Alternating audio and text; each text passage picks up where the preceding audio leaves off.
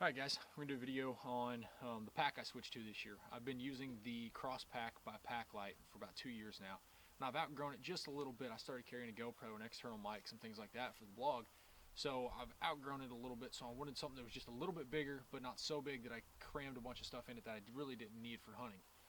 So when I went looking for a new pack, of course I went back to Packlite trying to see if they had anything that would fit the bill, and that's when I ran across the Outpaq. The Outpaq's kind of marketed towards hunters, outdoorsmen, that kind of thing. It's a modular MALE webbing based system, so you can add pouches where you need it, the size pouches you want, and the locations that you really need them in. So that really appealed to me. So I went out and got one, been using it this year, really like it so far.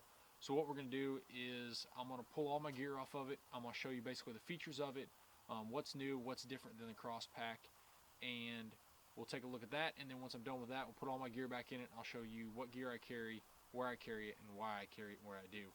So stick with us.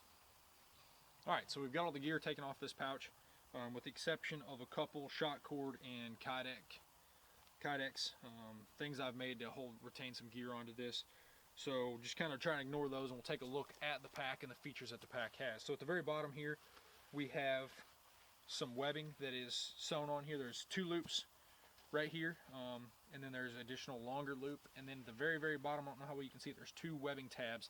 It actually comes with a carabiner on there, so if you wanted to carry like a Nalgene bottle or something like that, you could clip into that carabiner and carry that weight down as low as possible. So as we come up, I'll call this the front because this is the side that I carry it over. We have a water bottle pouch. It's a mesh pouch. It has a elastic stretch top on it that you can slip like a 16-ounce water bottle into, or a 20-ounce soda, something of that nature. And then we have 2 sections of MALE webbing. We have a section here and then a section up here. These webbings, there are 3 by 3, so it's basically a 3 by 3 panel in 2 sections. The spacing's a little bit off right here, so you can't necessarily continue a full section of MALE webbing, but there are basically 2 sections of 3 by 3 MALE webbing. Then at the top there is a little plastic D-ring that you can say you have a camera that has a carabiner or something on it. You can clip it onto there and carry it up there. So now we're going to take it off and we're going to try to look at it from the side. And you'll notice, again, like the Outpaq, there's a zipper that runs from top to bottom. So we'll go ahead and we'll open it up, and this is one of the features that I really like about the pack is, again, it makes it modular. They have the same size pockets, but the difference is these pockets have hook and loop. So you can open this pocket up and literally have, a 17-inch section that if you needed to put something in, you could. Or you can close off the bottom part of that and have a 10-inch section. You can close off all of them and just have 3 sections. And to me, this is a really interesting feature because I carry a lot of, like a grunt call and a knife, which are, 6 or 7 inches long, and they fit in there really well once you open that up. So to me, that feature is really good. Another additional feature that really surprised me when I got the pack was there's actually a secondary pocket on here as well, or secondary zipper rather, that goes from the bottom to the top.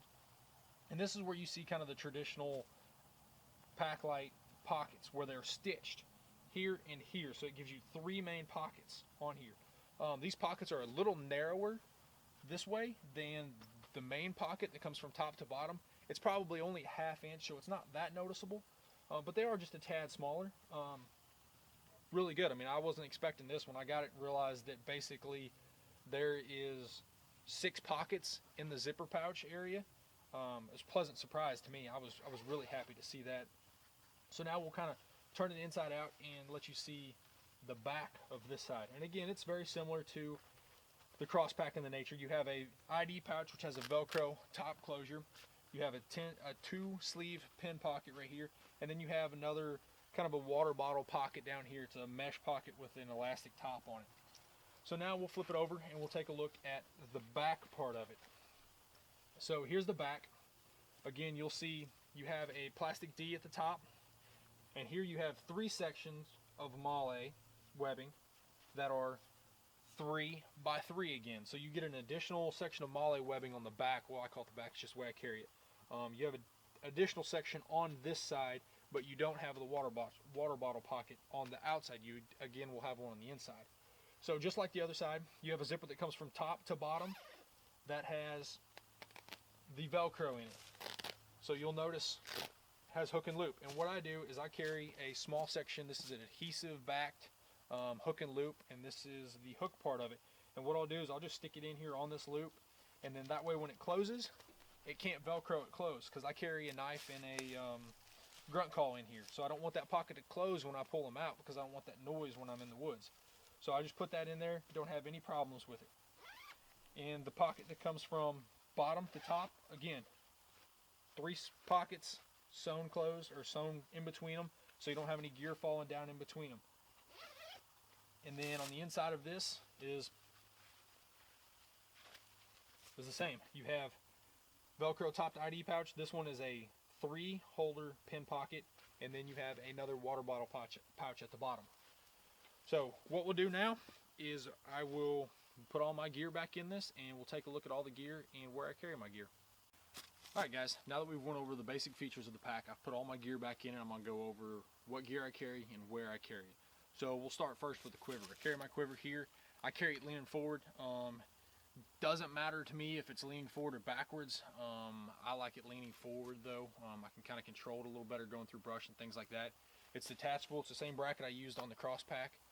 So I can pull that off, and I've added a little something from the cross pack now that I have a modular system. I'll show you that in just a minute. But my rule of thumb is typically the things on the front of the pack are what I need at the tree or going up the tree. So in the stretchy pocket in the bottom, I put my GoPro just because it's an easy pocket to put it in. Above that, I run my tree saw. That way if I'm going up a tree and I need to cut a tree limb, I've got these shot cord and Kydex clips that I've made. I can pull my saw out, I can cut a tree limb, fold it back up, and then I've got a carabiner on the other side, so I can just clip it to one of the mole loops. It hangs right there. If I need to cut another one in 2 or 3 feet, I don't have to dig it all the way back out. It's still right there. Then once I'm up at the top of the tree, typically I'll put in my bow hanger and my accessory hangers, just because I'm so close to the tree. So I'm running my U-Slide Mini right here on another one of the shot cord and Kydex loops that I've built for the outside of this. And then on the zipper that comes from the top to the bottom, the first pocket in it, I run 2 different accessory holders. I run a Hawk bow hook, and then I just run a generic small little black one. I typically hang jackets and stuff of this one, and my GoPro off of the Hawk hook.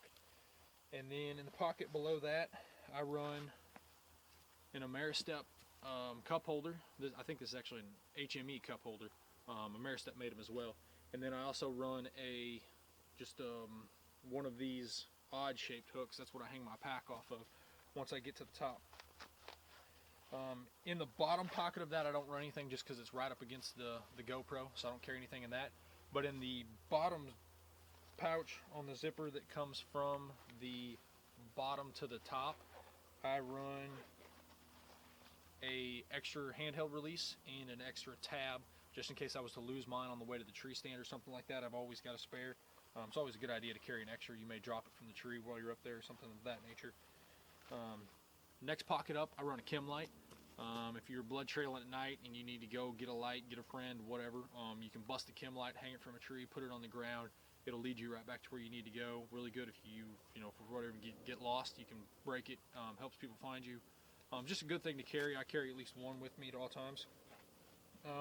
In the top part of that, I typically don't run much. I think what's in there right now is 2 Ziploc bags, some latex gloves, and GoPro batteries. If I carry extras, I put them all the way up there. That way, the bag, I can carry electronics in rain or anything like that. So we'll take it off and we'll look at the back. So once I'm set up in the tree, I will hang it like this, where this side's facing me. And you'll see down here I have my muddy camera bracket that I'll put on that Hawk hook.